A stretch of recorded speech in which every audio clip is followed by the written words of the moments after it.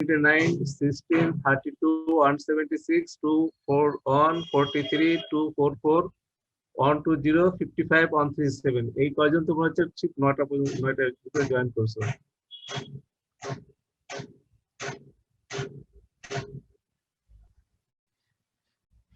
ঠিক আছে, first time সময় দিই দেখি কত করে। ঠিক আছে, আর গতদিন আমরা তোমাদেরকে যেটা পড়াইছি সেটা হচ্ছে এসআই ইউনিট।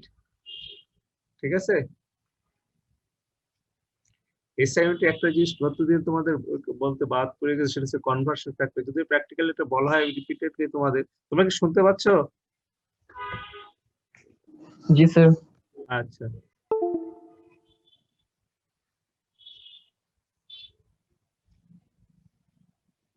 আজকে আজকে আমরা শুরু করবো, দেখে ফার্স্ট আমি ওয়েট করি, তারপর শুরু করবো। আমার আবার নিচে মিটিং আছে, যেতে হবে 10টায়। ঠিক আছে, তোমাদেরকে দুটা জিনিস আজকে পড়াবো, ফটোমেট্রি আর স্যাম্পল কালেকশন।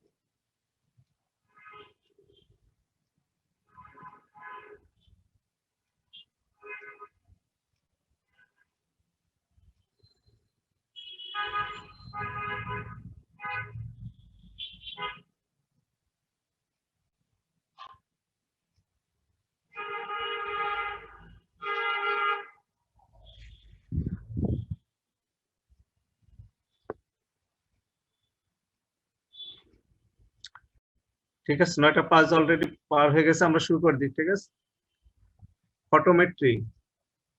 তোমরা জানো ফটো মিনস লাইট আর মেট্রি হচ্ছে ফটোমেট্রি। আজকে ফটোমেট্রি এখানে আমরা পড়বো হচ্ছে যে ফটোমেট্রি কি, ঠিক আছে, ফটোমেট্রি প্রিন্সিপাল কি, আর এখানে সেই সাথে আমরা জানবো কলোরিমিটারে একসাথে অনেক ফটোমেট্রি বা কলোরিমেট্রি, এবং এখান থেকে আমরা দুটো জিনিস জানবো।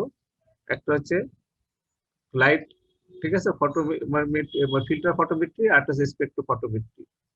হ্যাঁ, আর এদের কিছু ল আছে, এই সব ল গুলো আমরা বেয়ার্স ল, ল্যাম্বার্টস ল এগুলো শিখবো। আমার তোমাদের জন্য মূলত এসেনশিয়াল এখানে এটাই যে what is photometry, what is colorimetry, what are the principles, ঠিক আছে, what are the laws, and what is the parts of a filter photometry বা colorimetry, this much. Or sometimes it defines between photoelectric colorimetry and spectrophotometry, and not so much important. It's important for only the postgraduate students, but you have to some idea about the difference between filter photometry or colorimetry or spectrophotometry. Photometry, it means photo means you can also see in the slide. Photo means light and metry means measurement, and actually it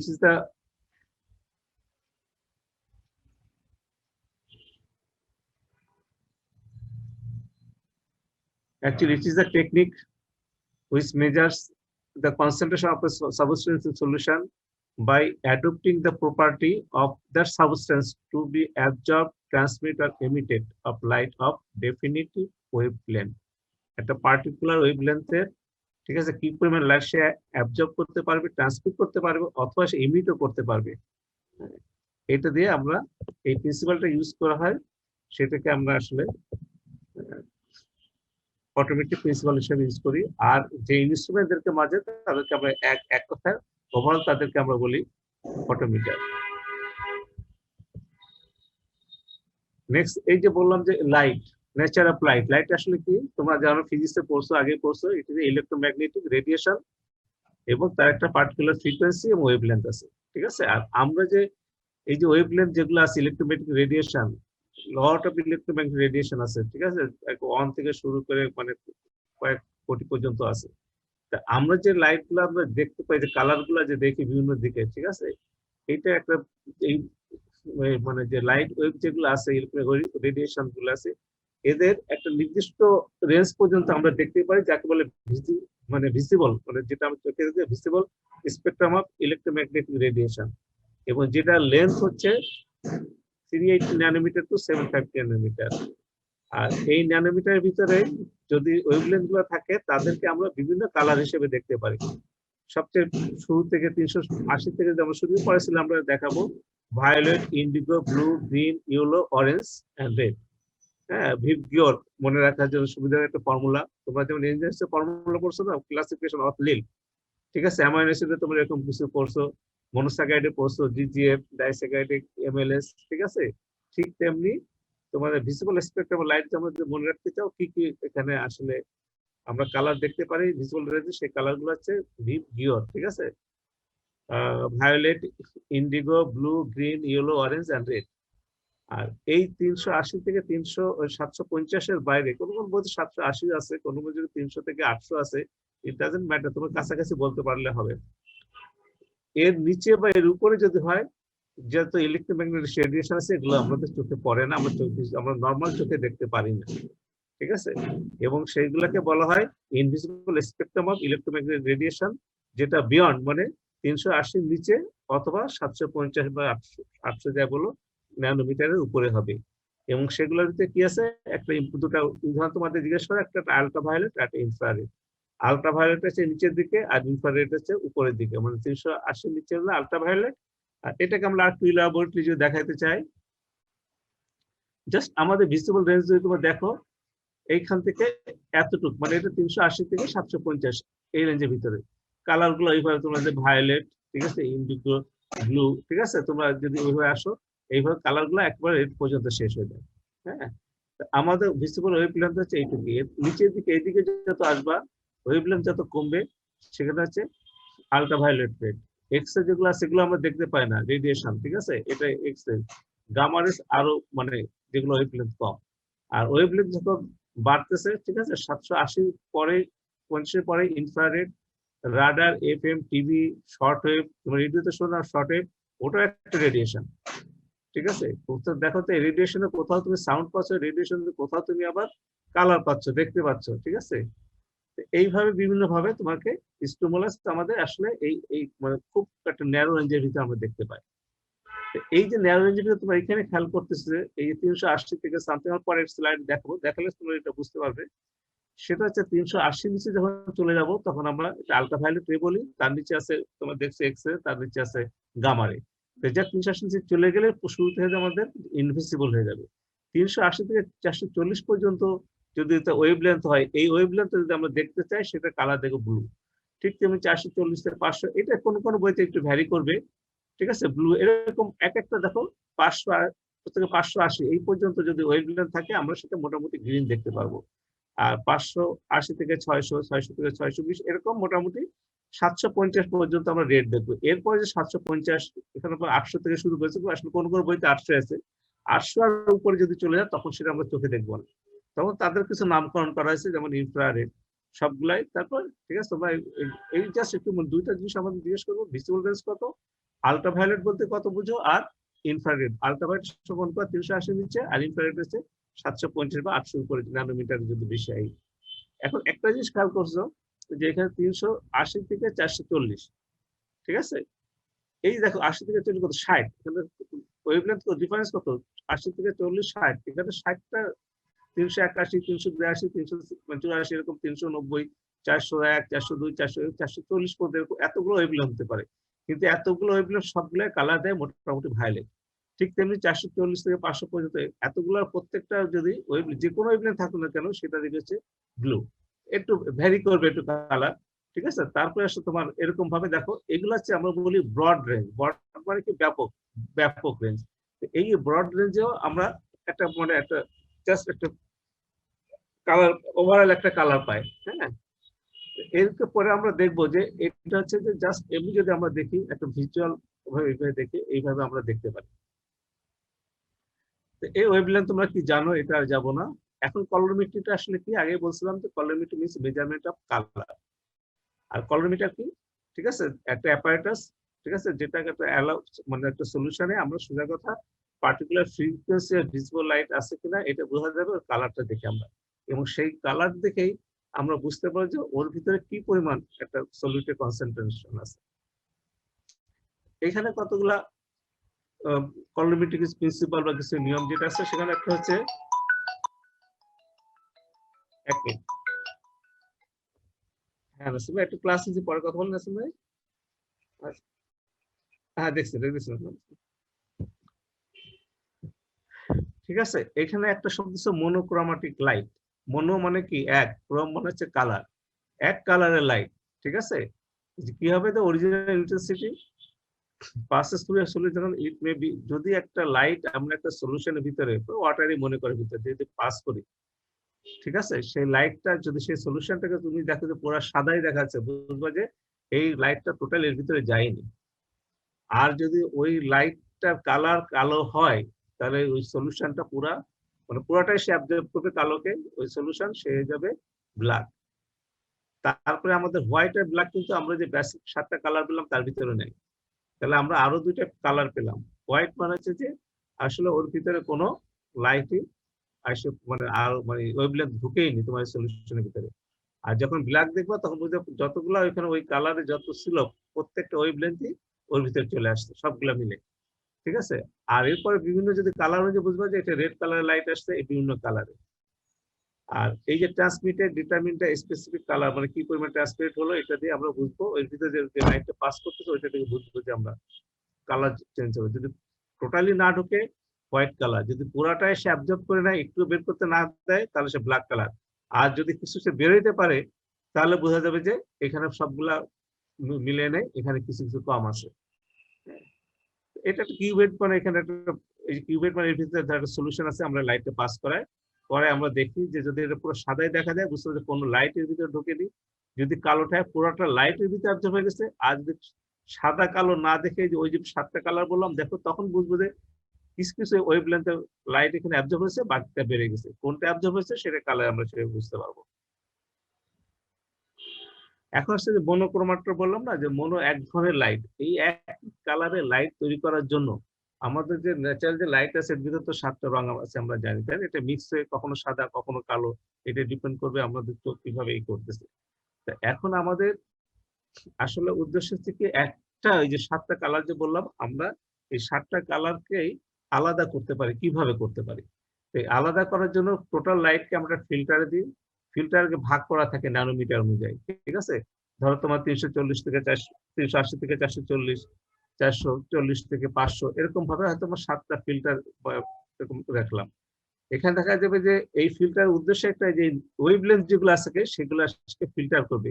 মানে যদি আমার এই ফিল্টারের মাঝখানে ধরো একটা filter রাখলাম, যেটা আছে 500 থেকে 540 থেকে ধরো 600, এটা মনে করো আমার তোমার এই কালার মানে ইয়েলো কালার শুধু ট্রান্সমিট করে। এই ফিল্টারটা থাকলে যখন আমি একটা লাইট দিলাম, যে লাইটের ভিতরে অনেক ধরনের ওয়েভলেন্থ আছে, কিন্তু আমার যে ভিজিবল ওয়েভলেন্থ 380 থেকে 750 বা 800, যদি আমার সাথে এই ফিল্টারটা থাকে ইয়েলো কালারের ফিল্টার, যেটা 500 থেকে ধরো 600 পর্যন্ত, কথা হ্যাঁ, তাহলে কি হবে যে অন্য যে শুধু ফিল্টার করবে, শুধু এই কালারটাকে সে অ্যালাউ করবে, বাকি ওই যে ওয়েভলেন্থ আছে সবগুলো এখানে বাধা পাবে। তাহলে এই ওয়েভলেন্থটা যখন তোমার এই ফিল্টার দিয়ে কোন একটা সলিউশনের ভিতরে ঢুকবে, ইয়েলো ওয়েভলেন্থ, তখন ওই সলিউশনের ভিতরে সে কালারটা দেবে, সে অ্যাবজর্ব হবে, ঠিক আছে? সে যখন ওর ভিতরে অ্যাবজর্ব হয়ে ট্রান্সমিট হবে, তখন সে তার কালারটা বলবে যে হ্যাঁ ঠিক আছে, আমি এই কালার থেকে বুঝছি যে এটা ইয়েলো আসছে, তাহলে এই ইয়েলো। এখন এই ইয়েলো কম হতে পারে, বেশি হতে পারে, এইটা অনুযায়ী আমাদের কনসেন্ট্রেশন ভ্যারি করবে। তো এই যে মনোক্রোমা, মানে আমরা যে লাইটের ওয়েভলেন্থকে, টোটাল ওয়েভলেন্থকে আমরা যে আলাদা করার জন্য, ঠিক আছে, বিভিন্ন জিনিস ইউজ করি, তার ভিতরে প্রথম হচ্ছে ফিল্টার, এরপর আছে প্রিজম, আছে ডিফ্রাকশন গ্রেডিং। এই ডিফ্রাকশন গ্রেডিংটা আসলে মানে এটা ফিজিক্সের ব্যাপার, এতটা আমরা বুঝি না, আমরা ফিল্টার প্রিজম এই দুটাই নিয়ে থাকি, ঠিক আছে? ফিল্টার হচ্ছে যে ফিল্টার যে তোমার ওয়েভলেন্থ, এটা হচ্ছে ব্রড ভাবে, ধরো তোমার 540 থেকে 600 পর্যন্ত ওয়েভলেন্থ পুরাটাকে একসাথে সে অ্যালাউ করবে, মানে এটা যে কোনো ওয়েভলেন্থে সে যেতে পারবে। এটাকে আরো সূক্ষ্ম করার জন্য, আরো সূক্ষ্ম মানে কি, 540 থেকে 600, ঠিক আছে? এইটাকে 540, 41, 42, 43, 44 একটা একটা করে ওয়েভলেন্থ যদি আমি ধরি, 541, 542, 547, 548, হ্যাঁ, এই প্রত্যেকটা সে শুধু শুধু 540-এর ভিতরে শুধু 541-কে সে অ্যালাউ করবে, অন্যদিকে অ্যালাউ করবে না, ঠিক আছে? এরকম আরো স্পেসিফিক যদি আমরা করতে পারি, সেটা হবে আমাদের মানে তোমার প্রিজমে আমাদের এই প্রকারটা লাগে, মানে পুরো স্পেকট্রামটাকে আমরা আরো ভাগ করে দিতে পারি, ঠিক আছে? এই প্রিন্সিপাল আমরা দুইটা কাজে লাগাই। এই যে একটা মনোক্রোম ফিল্টার, ঠিক আছে, তুমি এই বিভিন্ন ওয়েভলেন্থের জন্য আসলে এগুলা ফিল্টার দেখাচ্ছে, আর এটা হচ্ছে প্রিজম, লাইট গুলাকে পুরাকে তোমার আলাদা, মানে প্রত্যেকটা অনুযায়ী এটা আলাদা করে দেয়। এখন এই যে আমরা দুটা যে বললাম যে ফিল্টার এবং প্রিজম বা ডিফ্রাকশন গ্রেটিং, ঠিক আছে, যখন এই যে আমরা কোনো ফটো কলোরিমেট্রিকে, ঠিক আছে, কলোরিমিটার ইউজ করব, যখন ফিল্টার ইউজ করব কলোরিমিটারে, সেটা নাম দিব আমরা ফিল্টার ফটোমিটার, ঠিক আছে, ফটোমেট্রিক কলোরিমিটার, অনেকে শুধু কলোরিমিটারও বলে। তা আমাদের মানে পড়ার সাথে আমরা ফিল্টার ফটোমিটার বা ফটোমেট্রিক কলোরিমিটার বলবো। আর যদি আমরা ওই ফিল্টার যেটাকে যদি ইউজ করি প্রিজম বা ডিফ্রাকশন গ্রেটিং আরো সূক্ষ্ম করার জন্য, সেটাকে বলবো আমরা স্পেকট্রোফটোমিটার, ঠিক আছে? প্রিজমে এটা হচ্ছে যে প্রত্যেক রেঞ্জটা অনেকগুলা মানে আরো সূক্ষ্মভাবে আরো ওয়াইড করে দেয়। এখন আসো, এই যে আমরা বললাম যে দুইটা ফটোমেট্রি কলোরিমেট্রি কি কি আছে, ফিল্টার ফটোমেট্রি বা কলোরিমেট্রি, আর স্পেকট্রো ফটোমেট্রি, ঠিক আছে? স্পেকট্রো আবার বিভিন্ন রকম আছে, এগুলো তোমাদের এখন জাস্ট নামগুলো একটু শুনে রাখো, এখন এটা মুখস্থ করার দরকারও নেই, হ্যাঁ? এরকম অনেক ধরনের স্পেকট্রো ফটোমেট্রি, সেটা আরো যদি যখন বায়োকেমিস্ট্রি করবে ডিটেল, তখন আরো এগুলো সম্বন্ধে জানতে পারবে। তাহলে আমাদের এ পর্যন্ত আমরা ডেফিনেশন জানলাম আসলে ফটোমেট্রি কি বা ফটোমিটার কি, সেটা আসলে কি প্রিন্সিপাল ইউজ করে, মনোক্রোমাটার কি কি মনোক্রোমাটার আছে, ঠিক আছে, ফিল্টার আছে, প্রিজম আছে, ডিফ্রাকশন গ্রেটিং আছে, আর এছাড়া আমরা জানি ওয়েভলেন্থ, ভিজিবল ওয়েভলেন্থ কি এবং ইনভিজিবল ওয়েভলেন্থ কি। ভিজিবল ওয়েভলেন্থে আমরা কি কি কালার দেখতে পারি, ঠিক আছে, এবং কালার গুলোকে আমরা যদি সেপারেট করতে পারি কিভাবে, একটা হচ্ছে আমাদের ফিল্টার দিয়ে, আর একটা পারি আমরা ঠিক আছে, ফিল্টারের কাজ হচ্ছে যে তোমার ভিজিবল ওয়েভলেন্থ যেগুলো আছে সবগুলোকে একসাথে তোমাকে শুধু অ্যালাউ করবে, বাকি ওয়েভলেন্থ গুলাকে অ্যালাউ করবে না। হ্যাঁ, আর প্রিজম হচ্ছে এই এই যে পুরো ভিজিবল ওয়েভলেন্থের প্রত্যেকটা আলাদা আলাদা করে আমাদেরকে অ্যালাউ করবে। এখন আসে আমাদের ফটো ইলেকট্রিক কলোরিমিটার, এটা তুমি রিটেনে আসে ভাইবা আমরা জিজ্ঞেস করি কি কি থাকে এখানে। প্রথমে আমরা একটা লাইট দিব, ঠিক আছে, লাইট দিয়ে আমরা এটাকে ফিল্টার করবো আমাদের ভিজিবল রেঞ্জ যেগুলো আছে এগুলো নিয়ে। এখানে একটা সিল থাকবে, ছিদ্র দিয়ে, ঠিক আছে, সে যাবে যে একটা হোল্ডিং চেম্বার, মানে এই যেখানে এটা আছে কিবোর্ডে বলে অনেক জায়গায়, এর ভিতরে একটা সলিউশন থাকে, এর ভিতরে একটা সাবস্টেন্স থাকে, ঠিক আছে। এখন এই সাবস্টেন্সে এই যে লাইটটা আছে, এই লাইটটাকে, এইটা যদি ফিল্টার হয় এখান থেকে তোমার আমার ভিজিবল ওয়েভলেন্থে যে লাইট সবগুলাই চলে আসলো, আসার পরে সে অ্যাবজর্ব করবে, ঠিক আছে। হ্যাঁ, ধরো এর ভিতরে আমি ফিল্টার করে ইয়েলো কালারটা দিলাম, এবং এই যদি সাবস্টেন্সের কোয়ালিটি থাকে যে ইয়েলোকে সে অ্যাবজর্ব করবে, ঠিক আছে, তাহলে সে ইয়েলোকে কিছুটা অ্যাবজর্ব করবে এবং কিছুটা সে এমিটও করে দিবে, ঠিক আছে। এই অনুযায়ী ওইটা আবার এখানে একটা সেন্সিং মানে ফটো ইলেকট্রিক সেল আছে যে এটাকে এই ইলেকট্রোম্যাগনেটিক রেডিয়েশনকে মাপতে পারে, এবং এর সাথে একটা গ্যালভানোমিটার আসে, সে মেপে বলবে যে হ্যাঁ এই পরিমাণ লাইট ট্রান্সমিট হয়েছে এই কালারে, তাহলে আমি বলতে পারবো যে এটা আমার এই সাবস্টেন্সে এই কনসেন্ট্রেশন আছে। এটাকে আর একটু ডিটেল ভাবে ওই একই জিনিস, ঠিক আছে, ফিল্টার বা ডিফ্রাকশন গ্রেডিং যা ইউজ করি কালার সলিউশন দিব, এবং এইটা ট্রান্সমিট হওয়ার পরে তারপর এটা চলে আসে এখানে, ঠিক আছে। তো তোমাদের এখানে পার্টস গুলো লিখতে হবে, light, slit, filter, cell holding compartment, বা আরেকটা নাম হচ্ছে কিউবেট, ঠিক আছে, যার ভিতরে থাকবে স্যাম্পল। তারপরে হচ্ছে ফটো ইলেকট্রিক সেল, যেখান থেকে এই লাইট এসে এই সেলের উপরে একে একটা ইলেকট্রোম্যাগনেটিক রেডিয়েশন, তো এখানে একটা মানে তোমার কি বলবো, এটাকে একটা সিগন্যাল জেনারেট করবে, যেটা গ্যালভানোমিটারে তোমার এটা রিড করা হবে, রিড করে ওইটা একটা রিডিং তোমার একটা দিবে। এটাই পার্ট গুলো, লাইট কি লাগবে একটু ডিটেল অনেক সময় তোমাদের পরীক্ষা আসে, তোমরা লিখতে হবে লাইট সোর্স, যেটা একটা জাস্ট একটা ফিলামেন্ট ট্যানজেন্ট লাইট, ঠিক আছে, ফিলামেন্ট ল্যাম্প বিভিন্ন ভাবে অনেক জায়গায় আছে এই। আর এটা হচ্ছে একটা সিলিট দিয়ে ইন্টেন্সিটি অফ ইনসুলাইট ইজ অ্যাডজাস্টেড, ঠিক আছে, মানে কি পরিমাণ লাইট তুমি দিতে চাচ্ছ এটাকে একটু মেজার করার জন্য, হ্যাঁ, সেটাকে তোমার আমাদের স্লিট। আর মনোক্রোমেটার থেকে এখানে ফিল্টার ইউজ করি আমরা ফটো কলোমিটার ক্ষেত্রে, আর ফটোমিটার ইউজ করবো আমরা প্রিজম অথবা ডিফ্রাকশন গ্রেটিং, ঠিক আছে।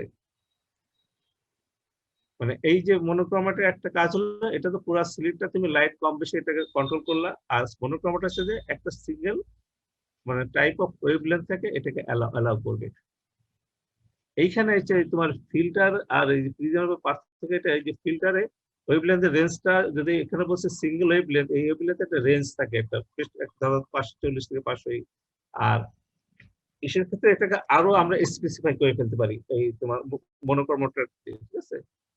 তো এই লাইটটা যাবে একটা সেল হোল্ডিং কম্পাস, সেল মানে এখানে যেখানে আমরা সলিউশনটা রাখবো, যার ভিতরে একটা সলিউশন থাকবে এটাই। আর এখানে লাইটের ভিতরে অ্যাবজর্ব হওয়ার পর যেটা ট্রান্সমিট হবে, সেই ট্রান্সমিটটা তোমার একটা পাশে একটা ই থাকবে, যেটা এনার্জি, এই যে ওয়েভলেন্থ যেটা গেল ওইখানে একটা ইলেকট্রিক এনার্জি দিবে, ওর কনসেন্ট্রেশন অনুযায়ী সেটা আমরা গ্যালভানোমিটার রিড করবো, ঠিক আছে। তারপর এখানে দুই ধরনের মেজারমেন্ট থাকে, একটা হচ্ছে অ্যাবজর্বেন্স আর একটা ট্রান্সমিটেন্স, ওটা আমরা একটু পরে আসছি কিভাবে ওটা আমরা আসলে ভাগ করি। এখন প্রিন্সিপাল অফ কলোমেট্রি কিছু অনেক সময় লিখতে দেয়, তোমরা প্রিন্সিপাল কলোমেট্রিতে ল গুলা লিখে ফেলবে, আসলে ল আর প্রিন্সিপাল দুটো আলাদা জিনিস। কলোমেট্রি প্রিন্সিপাল হচ্ছে যে এটাকে অবশ্যই, ঠিক আছে, must be colour in solution or make the colour by certain reagent, যে সাবস্টেন্স আমরা টেস্ট করতে চাই, ঠিক আছে, সেটাকে কালার হইতে হতো, অথবা সেটা কালার না থাকে কিছু মিক্স করে তাকে কালার করতে হবে। আচ্ছা, তারপরে এখানে দেখা যাবে যে intensity of colour depends on the concentration of the substance, ঠিক আছে। আমাদের যে কালার হবে এটা বুঝতে পারছো, কনসেন্ট্রেশন যত ভালো হবে তার ইন্টেন্সিটি কালার তত ভালো হবে। আর এই কালার সাবস্টেন্সকে অবশ্যই একটা ডেফিনিট ওয়েভলেন্থের লাইটকে অ্যাবজর্ব করতে হবে, ঠিক আছে, মানে এমন সাবস্টেন্স নিব না যে আমাদের, ঠিক আছে, একটা ডেফিনিট ওয়েভলেন্থ সে অ্যাবজর্ব করার তার ক্ষমতা থাকতে হবে, নাহলে সেটা কেমন হবে, নাহলে এমন কিছু করবো কালার করবো যেটা ওইটাকে পারে। The extent of light absorption depends on its concentration, আগেই বলছো তোমরা, ঠিক আছে, and that the more color substance more light absorption, R external light absorption by a colored substance solution may be measured by taking a small sample of the solution in a cuvette of a colorimeter, then passing through the light through the cuvette. এটার মোটামুটি এক কথা, এটা সংক্ষেপে এটা বলা হলো। এবার আসুন ল অফ লাইট অ্যাবজর্পশন, দুইটা ল আছে। সেই লটা হচ্ছে কি বিয়ার্ড ল আর ল্যাম্বার্টস ল। শোনো, দুইটা এখানে দুটো, একটা হচ্ছে কনসেন্ট্রেশন রিলেটেড আর একটা হচ্ছে লেন্থ রিলেটেড। মানে আমরা যে কিউবেট বলো বা সেল যের ভিতরে সলিউশন কন্টেন্ট করে যে পাত্রটা নিলাম, ঠিক আছে, এই পাত্রে একটা লেন্থ থাকে, মানে লাইটটা যে এই পাশে অন সাইডে করে আরেক সাইড দিয়ে বেরোবে, এর তো একটা ডায়ামিটার থাকে, ঠিক আছে। এই ডায়ামিটারটা কম বেশি হতে পারে। ডায়ামিটারের সাথেও এই যে লাইট অ্যাবজর্ব হবে, ট্রান্সমিশন হবে, এটাও ডিপেন্ড করে। আরেকটা ডিপেন্ড করে, এটাকে আমরা বলি লেন্থ, মানে এই যে ডায়ামিটার এই পাশে লাইটটাই করে তারপরে ভিতরে পাস করে ওই পাশে বেড়ে গেল, এই যে লেন্থটা, এই লেন্থের সাথে একটা সম্পর্ক আছে। আর যে সলিউশনটা আমরা দিলাম ওর একটা কনসেন্ট্রেশন থাকে, যে সলিউটটা দিয়ে আমরা সলিউশন তৈরি করি, ওই কনসেন্ট্রেশনের এই দুটোর উপরে এই যে লাইটটা পড়ে কতখানি অ্যাবজর্ব হবে, কতখানি ট্রান্সমিট হবে, এটা নির্ভর করে, ঠিক আছে। তো সেটা যদি আমরা মনে করি যে কনসেন্ট্রেশন আর লেন্থ, ল্যাম্বার্টের সাথে এল আছে, ঠিক আছে, এবং লেন্থ এল আছে, এই এল দিয়ে আমরা মনে রাখি যে কোনটা ল্যাম্বার্ট ল কোনটা বিয়ার্ড ল। তাহলে লেন্থ অফ দ্য কিউবেট বা লেন্থ অফ দ্য পাথওয়ে, ঠিক আছে, লেন্থ অফ দ্য পাথওয়ে যেটা হবে সেটা হবে ল্যাম্বার্ট ল, মানে ডায়ামিটার যেটা ওই যে আমরা পাত্রের সলিউশনটা রাখবো, তো এটাকে আমরা বলি লেন্থ অফ দ্য মানে তোমার সলিউশন, ঠিক আছে, বা যে আমরা এখানে করবো। আরটা হচ্ছে তাহলে কি থাকে কনসেন্ট্রেশন, কনসেন্ট্রেশনের বিয়ার, তাহলে বি ধরে নেবো, বিয়ার আছে কনসেন্ট্রেশন। এক কথা যদি মনে করি লেন্থ অফ দ্য কিউবেট বা লেন্থ অফ দ্য মানে সেল কন্টেইন দ্য সলিউশন, এইটার যে ডায়ামিটার বা লেন্থ, এটা হচ্ছে তোমার ল্যাম্বার্টস ল। আর বাকি যদি তাহলে আর থেকে কনসেন্ট্রেশন, তাহলে অবশ্যই এটা হবে বিয়ার্স ল। আর এই দুটাকে মিলে যেহেতু ওই যে লেন্থ অফ দ্য আমরা যে কন্টেনার বলি বা কিউবেট বলি, এটা আসলে সব মেশিনে একটা ফিক্স করা থাকে, নির্দিষ্ট করা থাকে, মানে এটা খুব একটা চেঞ্জ হয় না। হ্যাঁ, তাই সেই জন্য বলা হয় যে যেহেতু লেন্থটা মোটামুটি ফিক্স থাকে, হ্যাঁ, এই জন্য দেখা যায় যে এই যে লাইট অ্যাবজর্পশন, ট্রান্সমিশন বা ইমিশন যাই বলি, এটা ভার্চুয়ালি তখন নির্ভর করে কনসেন্ট্রেশনের উপরে। এই জন্য একসাথে এটার নাম দিয়েছে বিয়ার্স ল্যাম্বার্ট ল, ঠিক আছে। কেউ কেউ যে বিয়ার্স ল্যাম্বার্ট ল ওটা বলে এটাই।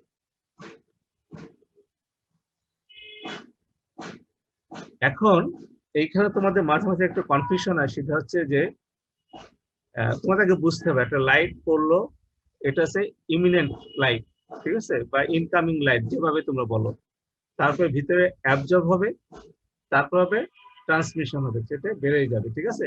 অ্যাবজর্ব হবে, বাকিটা ট্রান্সমিশন হবে। ট্রান্সমিশনের পর আর একটা শব্দ আছে, সে আবার সবাই যে ইমিশন একটা শব্দ আছে, ঠিক আছে। এই শব্দগুলো একটু খেয়াল রাখতে হবে আমাদের। তবে তোমরা এটাই বুঝতে, একটা লাইট ইনকামিং লাইট আসার পরে তারপর সে অ্যাবজর্ব হবে, হওয়ার পরে সেটা যেটা বেড়ে যাবে সেটা হলো ট্রান্সমিশন হবে, ঠিক আছে। তাহলে যদি বেশি অ্যাবজর্পশন হয়, ট্রান্সমিশন কি হবে, কম হবে না বেশি হবে? কম হবে স্যার। হ্যাঁ, মানে একটু উল্টাটা হবে, ঠিক আছে। সবসময় মনে যে তাহলে একটা লাইট একটা সাবস্টেন্স, ঠিক আছে, এক মানে যে সাবস্টেন্স একটা লাইট এসে পড়ার পরে, হ্যাঁ, যদি সে অ্যাবজর্পশন বেশি হয় তার ট্রান্সমিটেন্স কি হবে, কম হবে, কম ঠিক হবে। আছে। তাহলে আমরা যদি বলি যে এই যে লাইট ট্রান্সমিশন, হ্যাঁ, ওই যে আমরা যেটা বললাম যে অ্যামাউন্ট অফ লাইট অ্যাবজর্ব যদি বলি, অ্যাবজর্বটা কার উপর নির্ভর করে, কনসেন্ট্রেশনের উপরে নির্ভর করে। তাহলে ট্রান্সমিশনের সাথে কি হবে, রিভার্স হয়ে যাবে, ইনভার্স হয়ে যাবে, তাই না? যদি লাইট জি অ্যাবজর্পশনটা স্যার। কনসেন্ট্রেশনের উপর নির্ভর করে, তাহলে লাইট ট্রান্সমিশনটা কনসেন্ট্রেশনের সাথে কি সম্পর্ক হবে, উল্টাটা হবে, ইনভার্স হয়ে ইনভার্সিবল। যাবে। এই যে কোন কোন বইতে ট্রান্সমিশন দিয়ে লটাকে এক্সপ্রেস করছে ইনভার্স রিলেশন দেখায়, ঠিক আছে। যদি অ্যাবজর্বের সাথে আমরা চিন্তা করি তাহলে আমার প্রপোর্শনাল টু। আর যদি আমরা ট্রান্সমিশনের সাথে দেখায় তখন এটা হবে ইনভার্স, ঠিক আছে, ইনভার্সলি প্রপোর্শনাল। রেসিপ্রোকাল। এই শব্দটা বিভিন্ন বইতে আছে, তোমরা এটা একটু মানে খেয়াল রাখবো, কোথায় দেখবো যে ডাইরেক্টলি প্রপোর্শনাল, কোথায় ইনভার্সলি, তখন শব্দগুলো থাকে আইদার অ্যাবজর্বেন্স অথবা ট্রান্সমিটার্স, ঠিক আছে। তো যেহেতু সম্পর্ক যত বেশি অ্যাবজর্বেন্স হবে, উল্টাটা কমে যাবে, সম্পর্কটা ইনভার্স, সেই জন্য তুমি যদি অ্যাবজর্বেন্সে বলো তাহলেও ডাইরেক্টলি প্রপোর্শনাল, আর যদি ট্রান্সমিটেন্স দিয়ে বলো সেটা হবে তোমার ইনভার্সলি প্রপোর্শনাল। ঠিক আছে, এই জিনিসটা তোমার যদি খেয়াল রেখো, তাহলে লেখার সময় ওই কেউ অ্যাবজর্বেন্সের লটা লিখো, কেউ ট্রান্সমিটেন্স দিয়ে লটা লিখো। ওই সময় খেয়াল রাখতে হবে, আমি যদি ট্রান্সমিটেন্স দিয়ে লিখি তাহলে আমার শর্টকাট হয়ে যাবে ইনভার্সলি প্রপোর্শনাল টু। আর যদি অ্যাবজর্বেন্স দিয়ে আমি লগুলা লিখি তাহলে আমার হবে ডাইরেক্টলি প্রপোর্শনাল টু। ঠিক আছে, জি স্যার। এগুলো একটু গাণিতিক হিসাব, জাস্ট এইখানে যদি দেখো ট্রান্সমিটার তো বুঝতে পারতেছো, এখানে ট্রান্সমিটার দেখাচ্ছে এটা, এগুলা খুব একটা লাগবে না। ট্রান্সমিটান্স তো বলছে এখানে হচ্ছে কি, ট্রান্সমিটার আসলে কিভাবে বের করি আমরা, মানে এটা হচ্ছে কি, ধরো ট্রান্সমিট কিভাবে বের করবো, আমার এটা যেটা লাইটটা আমার হয়ে গেল, ঠিক আছে, এবং ইনিশিয়াল যে ইন্টেন্সিটি ছিল সেটা হচ্ছে আইও, ওর ভিতরে কতটুকু লাইট আমার বেড়ে গেছে সেটাতে আমার ভাগ করলে সেটা আমার ট্রান্সমিটেন্স দেবে। আর অ্যাবজর্বেন্স আমরা ওটাও একইভাবে ফ্র্যাকশনটা আমরা করবো। এইগুলো গাণিতিক সম্পর্ক, এগুলো এতটা না জানলেও তোমাদের চলবে। এখন তিনটা জিনিস তোমাদের প্র্যাকটিক্যালি এটা শেখাবে, সেটা আমি একটু বলে দিই। যখন তোমরা প্র্যাকটিক্যাল করবা, তিন ধরনের আমরা টেস্ট টিউব নিয়ে তোমরা দেখবা। একটা হচ্ছে ব্ল্যাঙ্ক স্যাম্পল, একটা স্ট্যান্ডার্ড স্যাম্পল, একটা টেস্ট স্যাম্পল।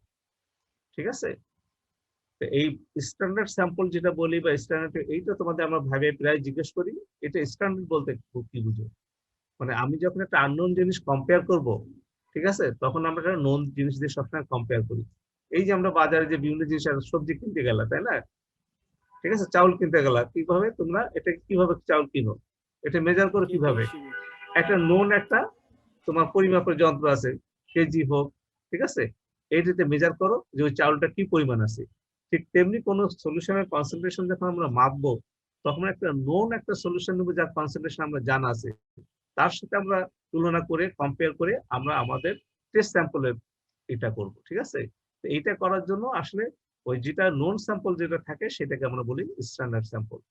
আরটা থেকে ব্ল্যাঙ্ক, মানে এটা জাস্ট কিছুই নাই, এ একটা লাইট ইন্টেন্সিটি দেয় আমাদের মেশিনে, সেটা আমি জিরো ধরি, তারপরে আমরা স্ট্যান্ডার্ডটাকে টেস্ট করে দেখি যে আমার স্ট্যান্ডার্ড ফিক্স যে কত দেওয়ার কথা সেটা দিচ্ছে কিনা, তাহলে আমার সব মেশিন ঠিক আছে, তারপর টেস্টের সাথে আমরা কম্পেয়ার করি।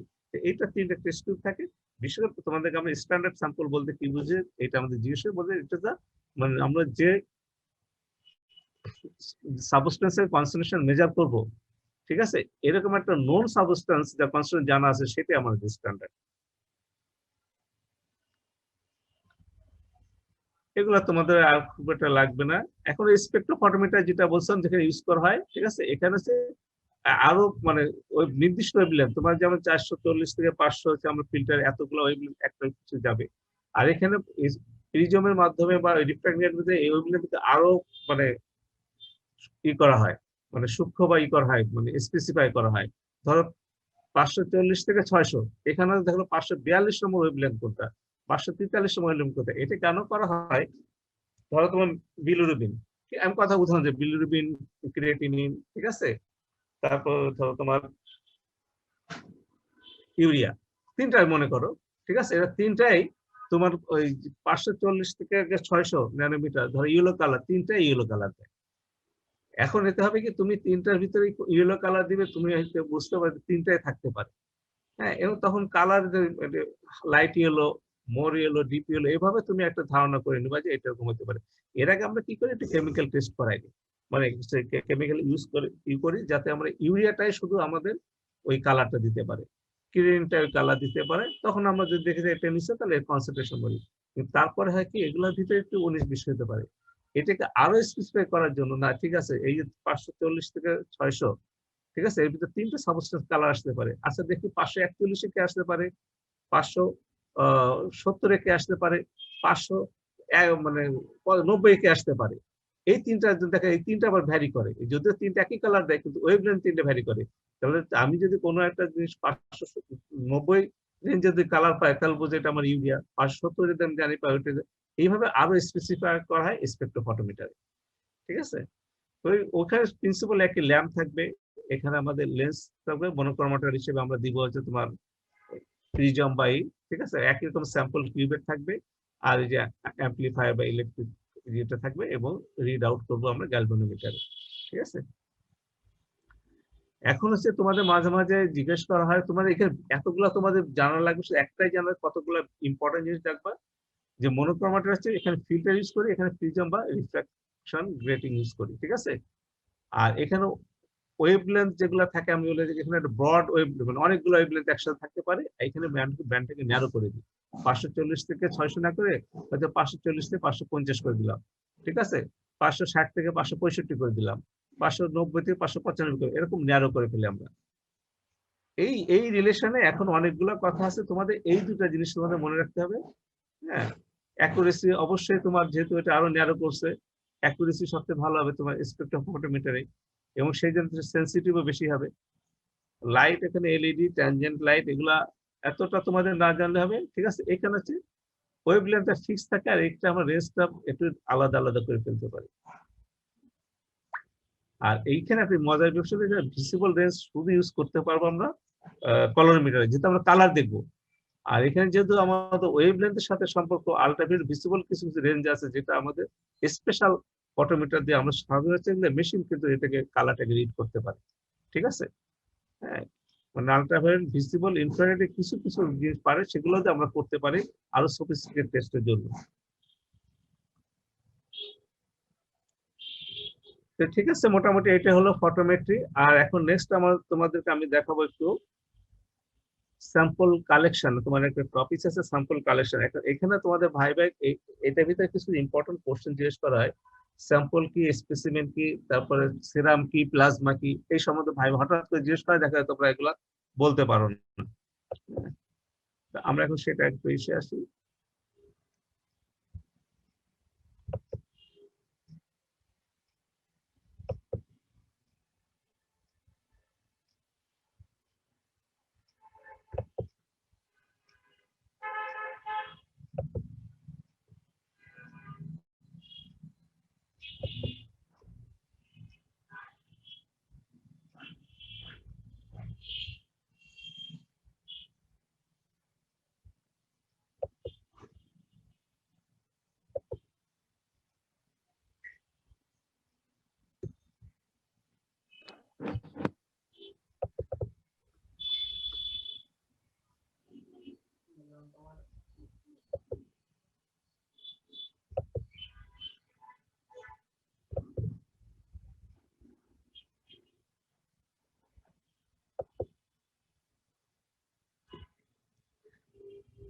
হ্যাঁ, তোমরা কি দেখতে পাচ্ছ? জি স্যার। জি স্যার। আচ্ছা, স্যাম্পল ভার্সেস স্পেসিমেন, আসলে স্যাম্পল শব্দটা একটা খণ্ডিত অংশ।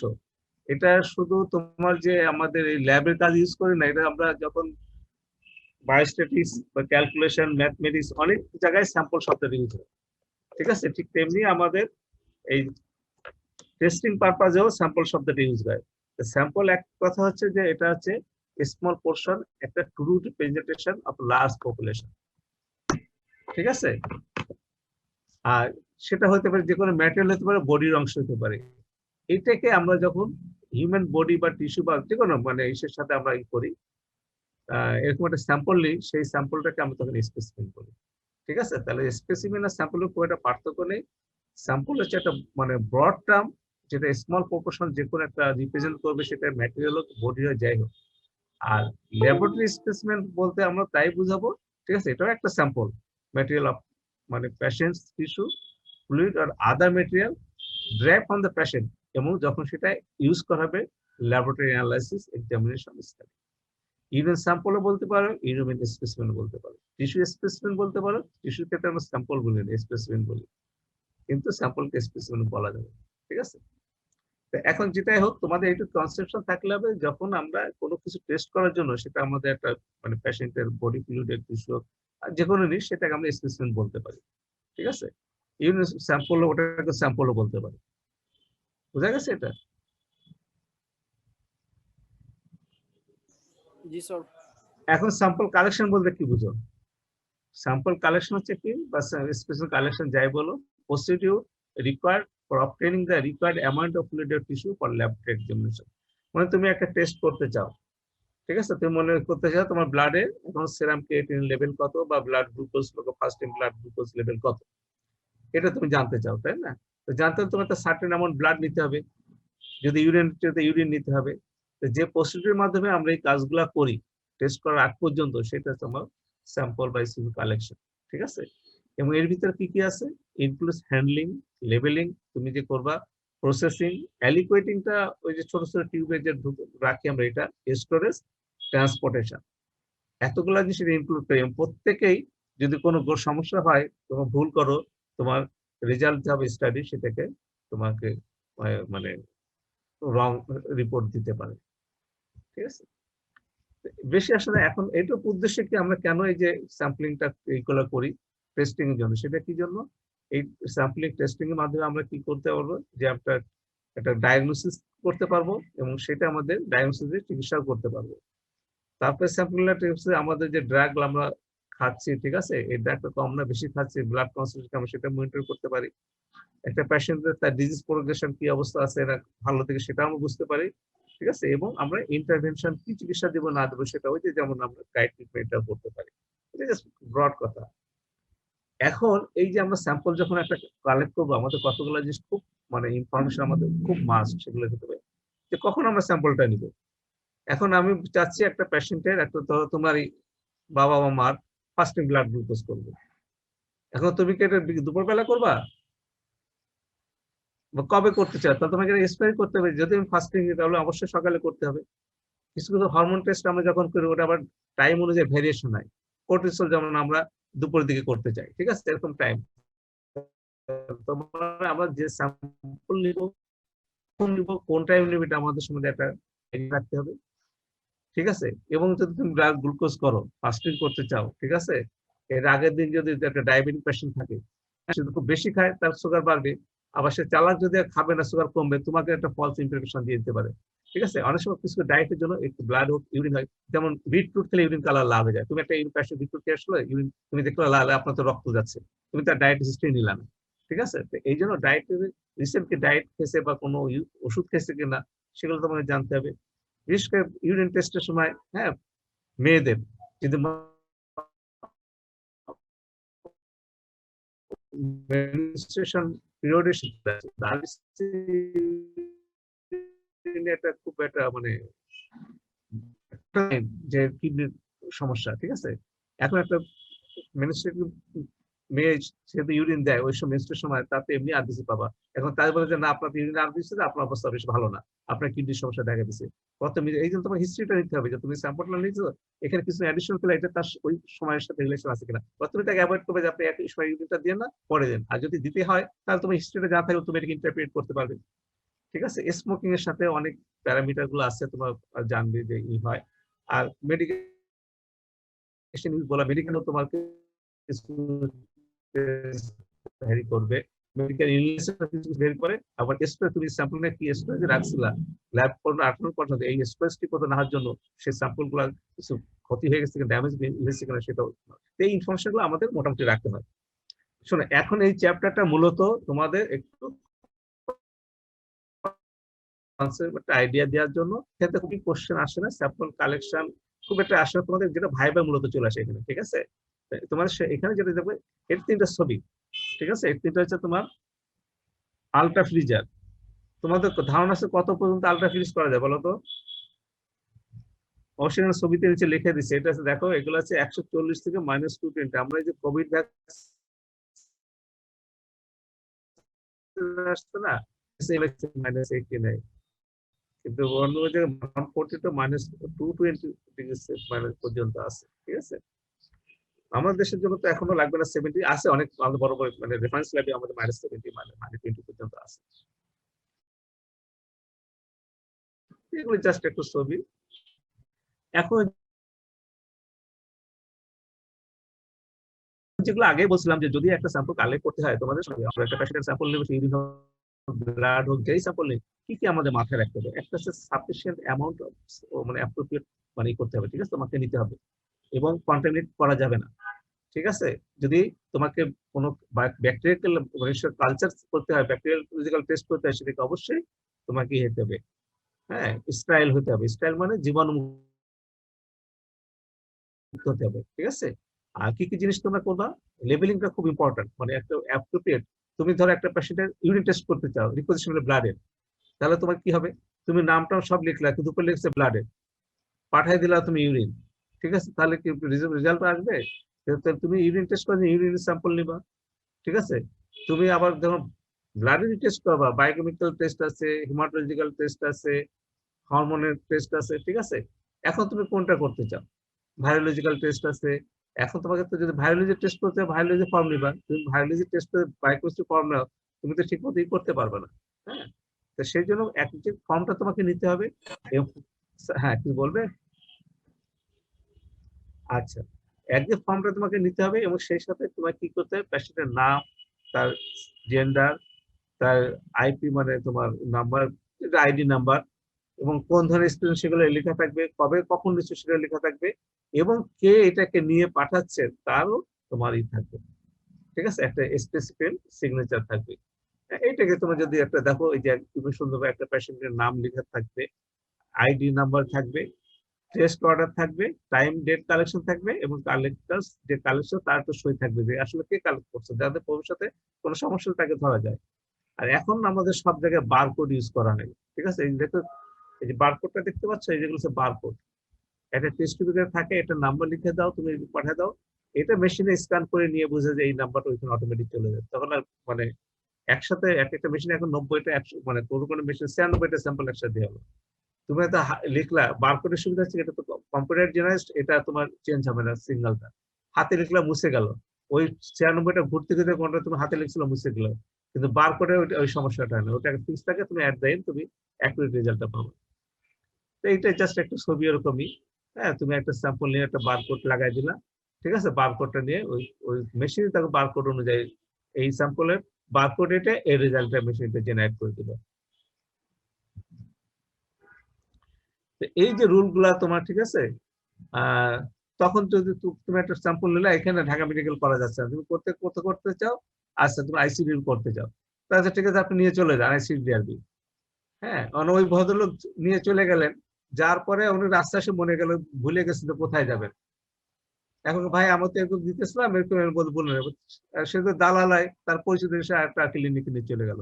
কিন্তু তুমি স্পেসিফিক লিখে দাও যে না ঠিক আছে ওই হসপিটালে যাবে, এর অ্যাড্রেস এটা, সে ঠিক আছে ভুলে গেলেও ওই লেখা দেখে সে যেতে পারবে। এইগুলো আছে ছোট ছোট জিনিস। হ্যাঁ, সেই জন্য সময় রাখতে, ঠিক আছে? আর স্যাম্পল কালেকশন করে ইমিডিয়েটলি ল্যাবে পাঠাইতে হবে, যত তাড়াতাড়ি পাঠাবে তত ভালো। যদি দেরি করো তারও আবার টাইম আছে, ইউনিটের জন্য আমরা 2 ঘন্টা পর্যন্ত ম্যাক্সিমাম ওয়েট করতে পারি। এরপর হলে এটাকে আমাদের জাস্ট একটা মানে স্টোরেজ হিসেবে ফ্রিজে হোক বা ওই মানে কি ধরনের টেস্ট করতে হয় সেই অনুযায়ী আমাদের টেম্পারেচারটাকে রাখতে হবে, ঠিক আছে? আর তারপর যদি দেরি হয় ওটাকে আমাদের ঢেকে রাখতে হবে, এগুলা বিভিন্ন জিনিস। হ্যাঁ, আর সবসময় একটা পেশেন্টকে যখন বাইরে কোনো স্যাম্পল পাঠাবা ওই করতে হবে, তাকে এক্সপ্লেন করবা যে কেন টেস্ট করতেছে এবং কেন তুমি এটা পাঠাতে চাচ্ছ। তো এরকম স্যাম্পল যদি একটা রেজিস্টার লক থাকলে খুব ভালো, যদিও আমাদের আসলে এরকম নাই। হ্যাঁ, তবে এটা থাকা উচিত। স্যাম্পল হ্যান্ডলিং, এই একটা জিনিস, যখন কোনো স্যাম্পল হ্যান্ড করবে এটা অবশ্যই মনে রাখবে, অল স্যাম্পলস আর ইনফেকশাস, যাই থাকুক আর নাই থাকুক। তুমি একটা মেডিকেল স্টুডেন্ট, তুমি মেডিকেল রিলেটেড হবা, তোমাকে সবসময় ধরতে হবে যে রিপোর্ট যাই থাকুক না থাকুক অল স্যাম্পলস আর ইনফেকশন, এটা খুব ইম্পর্টেন্ট এবং এটা হচ্ছে বাইরে যায়। এবং সেই জন্য তুমি যে কোনো স্যাম্পল যাই নাও না কেন, ঠিক আছে, তোমাকে এইটা মানে ইউনিভার্সাল যে প্রিকশন গুলো আছে তোমাকে যতদূর সম্ভব তোমাকে নিতে হবে। আসলে তো আমরা জানি না কোনটার ভিতরে কি আছে। একটা পেশেন্ট নর্মাল আসবে, তার কোনো সিমটম নেই, তুমি তো এখন জানো কোভিড অ্যাসিম্পটোমেটিক 80-90%, তাই না? তো তার একটা স্যাম্পল তুমি সিমটম নাই, তার তো কোভিড আসতে পারে, যেটা আগে হেপাটাইটিস এইভাবে মানুষ মানে ইনফেক্টেড হতো, ক্রস ইনফেকশন হতো, ঠিক আছে? তো এই জন্য যে কোনো স্যাম্পল যখন তুমি নেওয়া মনে করবে এটা ইনফেকশাস এবং তোমাকে প্রিপারেশন নিতে হবে, এটা খুব ভালো একটা ইনফরমেশন তোমাদের জন্য। স্যাম্পল যদি তোমাদের পাঠাইতে দেরি হয় বা কোনো মানে রিসার্চ, তখন তোমাকে একটা স্টোরেজের সেটার কতগুলো নিয়ম কারণ আছে, ঠিক আছে? কোন স্যাম্পল কোন টেম্পারেচার রাখবা, ঠিক আছে, কতক্ষণ রাখতে পারবা, কতদিন রাখতে পারবা, এগুলো সবকিছু তোমাকে একটা নির্দিষ্ট নিয়মে এটা তোমাদের জানতে হবে। স্যাম্পল রিটেনশন, ঠিক আছে, কোথায় রাখবা কোন স্যাম্পল সেটাও একটা ফ্যাক্টর। হ্যাঁ, এই দেখো সুন্দর মনে ওরা কোন দিন কোনটা করবে আলাদা আলাদা করে রাখছে, মানে তোমাকে যত সাইন্টিফিক ওয়েতে ডিসিপ্লিন ওয়েতে এগুলো করা যায় সেই তোমাকে করতে হবে। স্যাম্পল ডিসপোজালেরও কিছু সিম্পল জাস্ট কিভাবে পাঠাবা, এগুলো ছবি রাখতে, বায়োজার ব্যাগ ওয়েস্ট কিভাবে মানে কি করবা, এগুলো সব ট্রান্সপোর্টের কিছু কিছু ব্যাপার আছে, ঠিক আছে। integrity, temperature, preservative of samples, special transport containers, time limitations, regulation, এগুলাই ম্যানেজিং ট্রান্সপোর্ট সিস্টেম, ঠিক আছে। তোমাদের খেয়াল রাখতে হবে টেম্পারেচার মেনটেন হয়েছে কিনা, কতক্ষণের ভিতরে পাঠাইতে হবে, প্যাকেজিং এবং প্রিজার্ভেশন, এগুলো ঠিক আছে। যেটা তোমাদের জিজ্ঞেস করা কি মেসেজ লাগবে না, টাইপ অফ স্পেসিমেন, এটা তোমাদের জিজ্ঞেস করা কি কি স্পেসিমেন, কতগুলো স্পেসিমেন নাম লিখো, মুখে ভাইবে বলো। তুমি এক কথা 1 নম্বর বলে ব্লাড, 2 নম্বর বলে ইউরিন, 3 নম্বর স্টুল, ঠিক আছে। 4 নম্বর তোমার যা মনে সে বলতে থাকো। আগে বলে ব্লাড, 2 বলবা ইউরিন, তারপর বলে স্টুল, এই 3 নম্বর মনে থাকবে। তারপরে টিস্যু বলো, স্পুটাম বলো, পাস বলো, ভমিটাস বলো, আদার্স এর ভিতরে কি কি আছে, তোমার যত ফ্লুইড আছে বডি সব ফ্লুইডই চলে আসবে। উপরতে চলে আসো, আইসিএফ ইন্টারসেপ্টাল ফ্লুইড, চোখে চলে আসো ইন্ট্রাঅকুলার ফ্লুইড, আর নিচে চলে আসো, ঠিক আছে, পেরিটোনিয়াল ফ্লুইড, পেরিকার্ডিয়াল ফ্লুইড, এগুলো পড়ছো তোমরা, পেরিটোনিয়াম পেরিকার্ডিয়াম পড়ছো না, এগুলা পুরোটা পড়ছো না, ঠিক আছে। এগুলো সবই তোমাদের এরকম যত ফ্লুইড আছে সবগুলো চলে আসবে। শুধু এই নাই বাবা, তোমার বডির যে কোনো জিনিস তোমার স্যাম্পল হতে পারে। এই যে তোমার চুল, এটাও স্যাম্পল হতে পারে, ঠিক আছে। তোমার স্কিনও স্যাম্পল হতে পারে, তোমার নাক স্যাম্পল হতে পারে, তোমার স্যাম্পল তোমার বডির যে কোনো অংশ স্যাম্পল হতে পারে। এখন তুমি কি টেস্ট করবা, কোন পারপাস করবে, সেটা তখন সেই স্যাম্পল আসবে। কমন স্যাম্পল বলতে আমরা কি বুঝি, ব্লাড বুঝি, ইউরিন বুঝি, ঠিক আছে। টিস্যুর ভিতরে টিস্যু হিস্টোপ্যাথোলজির জন্য হ্যাঁ বিভিন্ন যে কোনো টিস্যু তুমি পাঠাইতে পারো, ঠিক আছে। স্টুলও আমরা টেস্ট করি, এখন অতটা হয় না স্টুল টেস্ট করতে, কমনলি আমরা ব্লাড ইউরিন এই সম্বন্ধে আমরা একটু তোমাদের জাস্ট কিছু একটু ধারণা দিব, যত মনে রাখতে পারো ভালো। ব্লাড আসলে হোল ব্লাড আমরা নিয়ে অনেক সময় নিয়ে আমরা হোল ব্লাড পাঠাই, আসলে হোল ব্লাড আমরা টেস্ট করি না, হোল ব্লাডটা নিয়ে ওর কোনো একটা অংশ টেস্ট করি, সেটা কি হতে পারে, প্লাজমা হতে পারে, সেরাম হতে পারে, অথবা আমরা তো জানি ব্লাডে দুইটা জিনিস থাকে, একটা হচ্ছে কি প্লাজমা আর হচ্ছে তোমার কর্পাসকল, ঠিক আছে। হ্যাঁ, প্লাজমাকে আর কর্পাসকলের ভিতরে কি থাকে, ডাব্লিউবিসি, ঠিক আছে, আরবিসি এবং প্লেটলেট, ঠিক আছে। এখন দেখো এখানে কত জিনিস বলছে, আর যে প্লাজমা যেটা লিকুইড থাকে, ঠিক আছে, সেটাকে আমরা দুইটা নাম বলি, এইখানে তোমাদের সমস্যাটা হয়। প্লাজমা সেরাম বলতে কি বুঝি, এখন আমরা তো জানি ব্লাড কিছু রাখলে কি হয়ে যায়, ক্লট হয়ে যায়, ব্লাডকে ক্লট করতে দেয় স্যার, সেরামে ক্লটিং ফ্যাক্টর গুলো থাকে না। এক্স্যাক্টলি, ব্লাডের ভিতরে অনেক অ্যান্টিকোয়াগুল্যান্ট আছে, নরমাল ব্লাডে আমাদের ব্লাড ফ্রি ফ্লো করতেছে এবং এখানে অনেক অ্যান্টিকোয়াগুল্যান্ট আছে যারা ব্লাডকে ক্লট হইতে দেয়, ঠিক আছে। তো যখন আমার বডির ভিতরে থাকে, বডি তো অ্যান্টিকোয়াগুল্যান্ট তৈরি করতেছে, আমি ব্লাডটা যখন একটা টেস্ট টিউবে ঢুকাবো, ওই টেস্ট টিউবে কি আর বডি অ্যান্টিবডি যেতে, ওই অ্যান্টিকোয়াগুল্যান্ট যেতে পারবে না স্যার, বাইরে থেকে তাহলে দিতে হবে। ওই ব্লাডটা ক্লট হয়ে যাবে। যাতে ক্লট না করে আমরা আর্টিফিশিয়ালি ওখানে অ্যান্টিকোয়াগুল্যান্ট দেবো। তাহলে আমি একটা পেশেন্টের হোল ব্লাড নেওয়ার পরে যে টেস্ট টিউবে নেবো, ওইখানে আমার যদি অ্যান্টিকোয়াগুল্যান্ট থাকে, ওই ব্লাড কি ক্লট করবে? না স্যার, প্লাজমা থাকবে। না স্যার, তখন ক্লট করবে না। এখন ওই ব্লাডটাকে যদি আমি সেন্ট্রিফিউজ করি, ভারী জিনিস হচ্ছে তোমার কর্পাসকল গুলো, ওরা নিচে চলে আসবে আর লিকুইড উপরে চলে আসবে, এইটা হচ্ছে প্লাজমা। মানে যে ব্লাডটার ভিতরে আমরা অ্যান্টিকোয়াগুলেটেড ব্লাড স্যাম্পল নিয়ে সেন্ট্রিফিউজ করে উপরে যে আমরা লিকুইড পোরশনটা পাবো, সেটা হচ্ছে প্লাজমা। আর যদি অ্যান্টিকোয়াগুলেন্ট না দাও কি হবে, সেরাম পাবো, ক্লট হয়ে যাবে স্যার। তাহলে ওর ভিতরে যে ওই যে ব্লাড, হোল ব্লাড প্রথমে যে মানে এইগুলো ছিল, কোয়াগুলেন্ট তো আছে, কোয়াগুলেন্ট অ্যান্টিকোয়াগুলেন্ট দুইগুলো আছে, যেহেতু অ্যান্টিকোয়াগুলেন্ট এখন নাই, কোয়াগুলেন্ট গুলো আপার এক হ্যান্ড নিয়ে নেয়, নিয়ে ওরা ব্লাডকে ক্লট করবে, যত কোয়াগুলেশন ফ্যাক্টর ছিল সবগুলাকে সে ইউটিলাইজ করে ফেলবে, ঠিক আছে। ইউটিলাইজ হয়ে তোমার ওটাকে ক্লট হয়ে যাবে, সবগুলো ক্লট হয়ে গেলে উপরে যে লিকুইড অংশটা থাকবে সেটাকে বলি আমরা সেরাম। আর কোয়াগুলেশন পাথওয়ের ফাইনালে কি হয় তোমরা জানো যে ফিব্রিনোজেন থেকে ফিব্রিন হয়, তাই না? মনে আছে তো? জি স্যার। ফাইনাল পাথওয়ে কি দুইটা, প্রথমিন থেকে থ্রোমিন এবং ফিব্রিনোজেন থেকে ফিব্রিন, ঠিক আছে, মনে আছে এগুলা? তো এই সেরামকে বলা হয়, অনেক ডিপ, ওই যে ফাইনাল যে ফিব্রিন, মানে ঠিক আছে, ইউটিলাইজ হয়ে তোমার ওটাকে ক্লট হয়ে যাবে, সবগুলো ক্লট হয়ে গেলে উপরে যে লিকুইড অংশটা থাকবে সেটাকে বলি আমরা সেরাম। আর কোয়াগুলেশন পাথওয়ের ফাইনালে কি হয় তোমরা জানো যে ফিব্রিনোজেন থেকে ফিব্রিন হয়, তাই না? মনে আছে তো? জি স্যার। ফাইনাল পাথওয়ে কি দুইটা, প্রথমিন থেকে থ্রোমিন এবং ফিব্রিনোজেন থেকে ফিব্রিন, ঠিক আছে, মনে আছে এগুলা? তো এই জি সেরামকে স্যার বলা হয়, হালকা এই সেরামকে বলা হয় অনেক ডিপ, ওই যে ফাইনাল যে ফিব্রিন, মানে ওই যে প্লাজমার ভিতরে যে ফিব্রিনটা ছিল সবগুলো ইউটিলাইজ হয়ে গেছে, ফলে এখন আর ও আর মানে লিকুইড থাকতে পারবে না, ঠিক আছে। এইটাই তো অনেকে এটাকে বলে ডিপ ফিব্রিনোজেনেটেড প্লাজমা। তোমাদের কনসেপশন হবে যে হ্যাঁ প্লাজমার ভিতরে আমার অ্যান্টিকোয়াগুলেন্ট দেওয়া পরে, ঠিক আছে, কোয়াগুলেশন ফ্যাক্টর গুলা ওখানে ওই কাজ করতে পারতেছে না। আর যদি অ্যান্টিকোয়াগুলেন্ট দেওয়া থাকে ওইটাকে সেন্ট্রিফিউজ করলে পাবো প্লাজমা, আর যদি অ্যান্টিকোয়াগুলেন্ট না থাকে তাকে যদি রেখে দিই বা সেন্ট্রিফিউজ করে কিছুক্ষণ পরে সেটা পাবো সেরাম।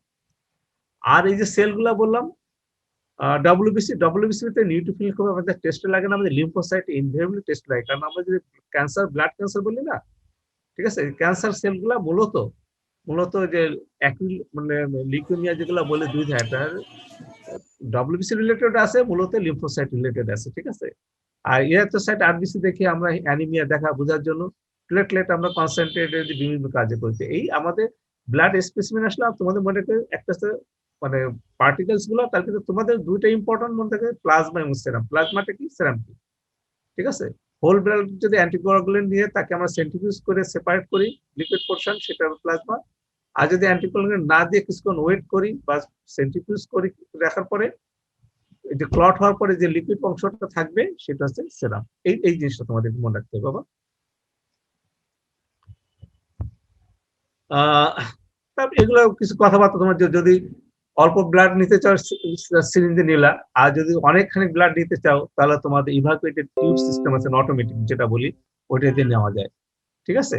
একটা পেশেন্ট যখন ব্লাড তুমি টানতে চাও, তোমার একটা যদি জানা থাকে কেউ যদি ব্লাড নিতে চাও, তুমি তোমার আত্মীয় স্বজন তাকে বলতে হবে যে এই জিনিসগুলো আজকে চেক করে দেখবা, ঠিক আছে। উনি সিরিঞ্জ আসছে ঠিক আসছে, উনি টেস্ট টিউব নিয়ে আসছে কিনা, উনি যে এটা কি করবে মানে স্টাইল করবে, ঠিক আছে, ইনফেকশন মুক্ত করবে, সেজন্য অ্যালকোহল প্যাড নিয়ে এসছে কিনা, ঠিক আছে। এবং ব্লাড টানলে আমরা তোমার হাত দিয়ে চেপে ধরি, কি জন্য, উনি একটু নেকেটটা নিয়ে এসছে, হাতটাতে প্লাস দিয়ে ধরতে হবে, উনি নিয়ে এসে, ঠিক আছে। তোমাকে হাত ধরতে বলো, তুমি ধরলা, হঠাৎ করে তোমার মশার কামড় দিল, উনি ব্লাড দিচ্ছে, তো হাত সরাই ফেললা, তাহলে কি অবস্থা হবে। তাহলে প্রত্যেকের এসেনশিয়াল, ঠিক আছে। এই যে দেখা যাচ্ছে যে অটোমেটেড ভ্যাকুটিনার দিয়ে অনেক ব্লাড কিভাবে নেওয়া যায়। আর ব্লাড কালেকশন তোমরা দেখবে, এগুলো তোমরা ভুলে যাও, তবু তোমাদের একটা আইডিয়া দিয়ে দিই। কিছু কিছু ব্লাড ওই যে দেখো মাথায় লাল থাকে, দেখো কোন বিভিন্ন কালার এরকম আছে, ঠিক আছে। এই কালার গুলো দিয়ে আমরা কোনটা কি টেস্ট করব, সেরকম আমরা আসলে একটা মানে কোন টেস্টের জন্য কোনটি ইউজ করবো, প্রথমের জন্য কি করব, হরমোনের জন্য কি করব, ব্লাড গ্লুকোজের জন্য কি করব, ঠিক আছে, এবং কি ধরনের রিয়েজেন্ট দিয়ে আছে, এই কালার দেখে বোঝা যায়। নাহলে তো ওর ভিতরে তুমি কি রিয়েজেন্ট দিচ্ছ একটা বুঝবা। চারটা টিউব নিলা, কোনোটাতে ইডিটি আছে, কোনটা হেপারিন আছে, কোনটা সাইট্রেট আছে, এখন তুমি কি বুঝতে পারবা।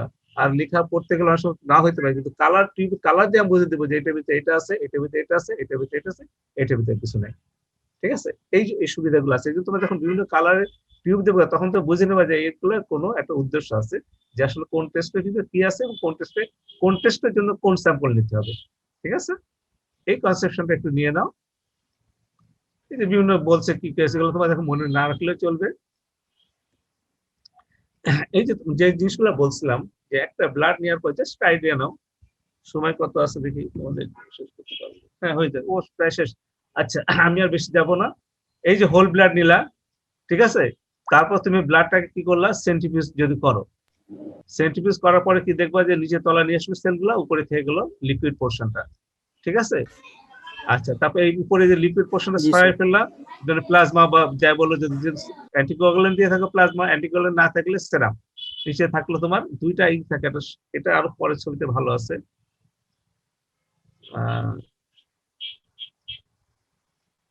এই যে উপরে যে থাকে সেন্টিমিটার প্লাজমা, এখানে একটা হালকা একটা সাদা একটা বাফি কোট থাকে, ঠিক আছে। এখানে শুধু এটাতে ডব্লিউবিসি গুলা, আর প্লেটলেটটা থাকে বাফি কোটে। সেন্ট্রিফিউজ করার পর নিচে থাকে আরবিসি, উপরে থাকে প্লাজমা, যদি তুমি দিয়ে দাও অ্যান্টিকোয়াগুলেন্ট ইউজ করো, নাহলে এখানে থাকবে সেরাম। তারপর এখানে একটা থাকে যেখানে থাকে ডব্লিউবিসি আর প্লেটলেট, যেটা বাফি কোট বলি, আর নিচে চলে আসে আরবিসি সবচেয়ে ভারী।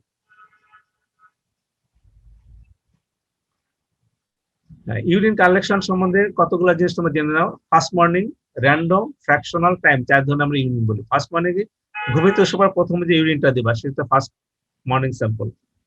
তারপর র্যান্ডম যে কোনো সময় তুমি দাও, ঠিক আছে। কিন্তু কারো যদি তুমি যে কোনো শীতে অনেক ইউরিন লাগে, তার কারণ 2 ঘন্টা আগে পেট ভরে পানি খাওয়াই দিবা, ঠিক আছে। আর ফ্র্যাকশন হচ্ছে কি তোমার, ঠিক আছে, আমি তোমাকে এই সময় মানে টাইম অনুযায়ী, তোমার এখন ক্রিয়েটিন কত আছে, তুমি এখন ধরো এখন বেলা 12টার সময় তোমার ব্লাড গ্লুকোজ আছে কত, আর এই সময় ইউরিন গ্লুকোজ কত আছে, এইটাই বলে আমরা ফ্র্যাকশনাল কালেকশন টাইমলি। ঠিক আছে। হ্যাঁ, এখন ধরো একটা পেশেন্টে তুমি সকালবেলা ব্লাড গ্লুকোজ দেখছো, এখন তো ইউরিন গ্লুকোজ কতটুকু আছে এটা যদি তুমি দেখতে চাও কি করবে জানো, ওই পেশেন্টের প্রথম যে ইউরিনটা হবে এটা ফেলে দিতে হবে। কি জন্য, সারা রাতে যে তার অন্যান্য মেটাবোলাইট বা ইনগুলো সেগুলো সকালবেলা ইউরিনকে এফেক্ট করবে। এই জন্য টাইমলি কালেকশন যেটা বলি ফ্র্যাকশনাল কালেকশন, এটা ফার্স্ট স্যাম্পলটা ফেলে দিয়ে মানে যেটা থাকে ফেলে দিয়ে ওই সময় পরে এটা নিতে হয়। এগুলো তোমার একটু কনসেপশন রাখলে ভালো। আর হচ্ছে তোমার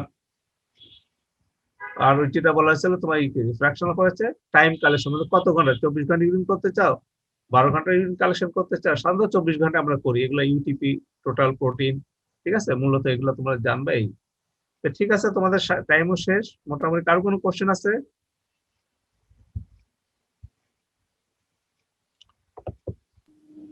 কারো কোনো কোশ্চেন আছে? না স্যার, না স্যার মানে সব বুঝছো? না স্যার পড়তে হবে, মোটামুটি স্যার পড়তে হবে স্যার, পড়লেই হয়ে যাবে স্যার। পড়লে হয়ে যাবে, তাহলে আর কি পড়ানোর কি দরকার?